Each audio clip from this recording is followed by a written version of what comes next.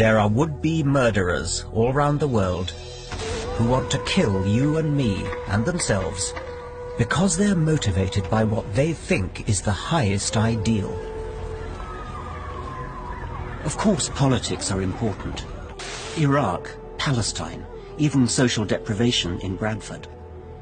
But as we wake up to this huge challenge to our civilized values, don't let's forget the elephant in the room, an elephant called religion. The suicide bomber is convinced that in killing for his God, he will be fast-tracked to a special martyr's heaven. This isn't just a problem of Islam.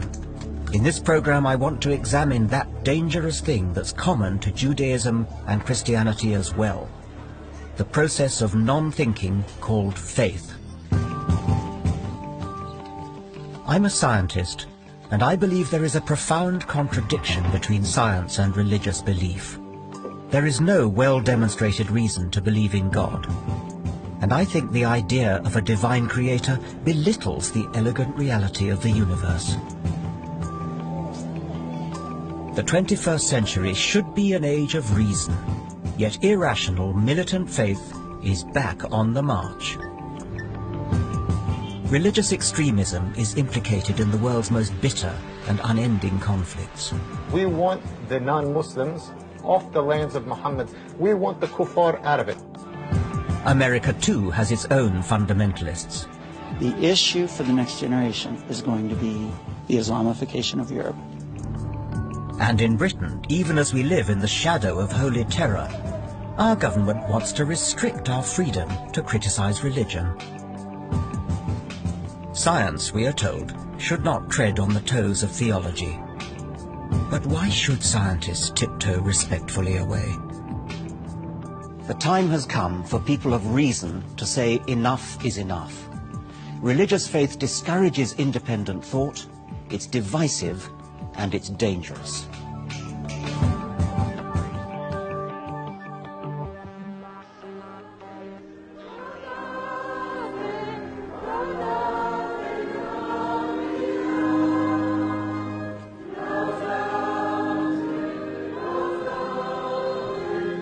It looks lovely, doesn't it? Inoffensive and gentle.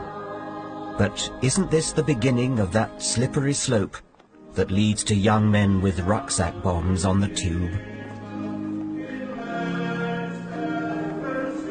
If you want to experience the medieval rituals of faith, the candlelight, incense, music, important-sounding dead languages, nobody does it better than the Catholics. At Lourdes, in southern France, the assault on the senses appeals to us not to think, not to doubt, not to probe. And if we can retain our faith against the evidence, in the teeth of reality, the more virtuous we are. Pretty impressive sight, isn't it? I could imagine finding it very seductive.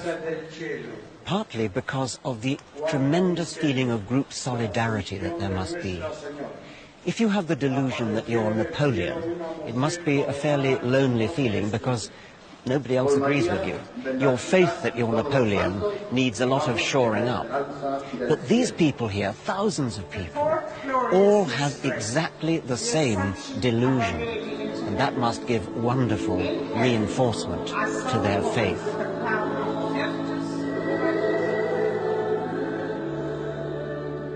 I used to think reason had won the war against superstition, but it's quite shaking to witness the faithful droves trooping through Lourdes. This is a benign herd, but it supports a backward belief system that I believe reason must challenge.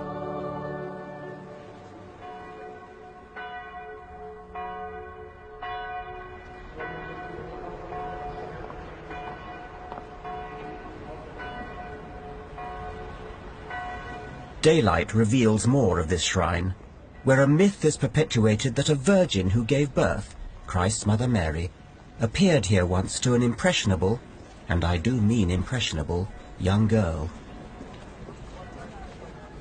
The faithful make the pilgrimage here because they believe that terrible afflictions can be cured by dragging their poor bodies up to a pool of water where the Virgin Mary made her miraculous appearance.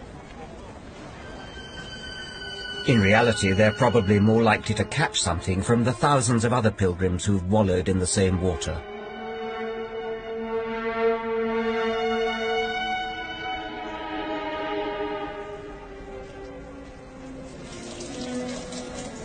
Is it something that Catholics feel they ought to do in their life, rather like Muslims going on the Hajj to Mecca? Well, yes, but you don't have to be a Catholic to do it, you see. No. I mean, any religion can come, because I know quite a few people that are not Catholics at all, and they have been... Yes. And what are you hoping to get out of it? Well, I got a lot out of it. I got faith, I've got trust, and a belief that there is a person up there stronger than any medical person. Right. What about a cure then? It may seem tough to question these poor, desperate people's faith. But isn't bracing truth better than false hope? What is the evidence for any miracles? There are actually 66 declared miracles. There are about 2,000 unexplained cures here. But then we would say there are millions of people who have been healed in different ways. Healed in some sort of mental way? Healed in spiritual way, or people who have come to terms with their own particular situation. People who have rediscovered God in their lives again. People who have received a new grace here in Lourdes. So you tend to get about 80,000 per year. There are about 80,000 sick pilgrims who come here every year. That's been going on for more than a century now, for a century and a half. Yes. So 80,000 per year, and of those, 66 have been cured. Correct. I'm just, you see the way I'm thinking. Yeah. So the hard fact is that over the years, with their millions of pilgrims, there have been 66 supposed miracles. Statistically, it adds up to no evidence at all. I can't help remarking that nobody has ever had a miraculous regrowing of a severed leg. The cures are always things that might have got better anyway. People lean on their faith as a crutch, but I fear the comfort it provides is a shallow pretense. And I want to look at how the suspension of disbelief inherent in faith can lead to far more dangerous ideas beyond.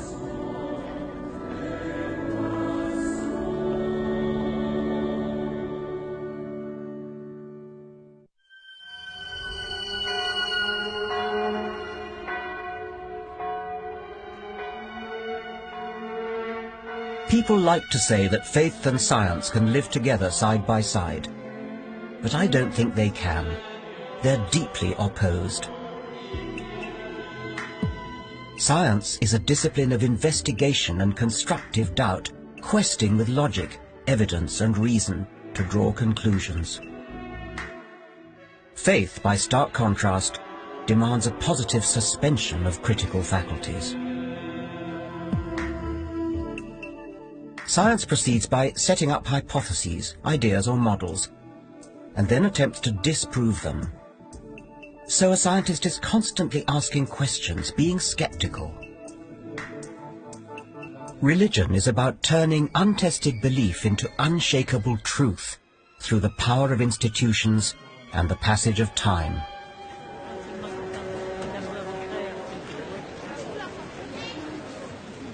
Let me give you an example of this with the story of the Assumption of Mary. Catholics believe that Jesus' mother Mary was so important she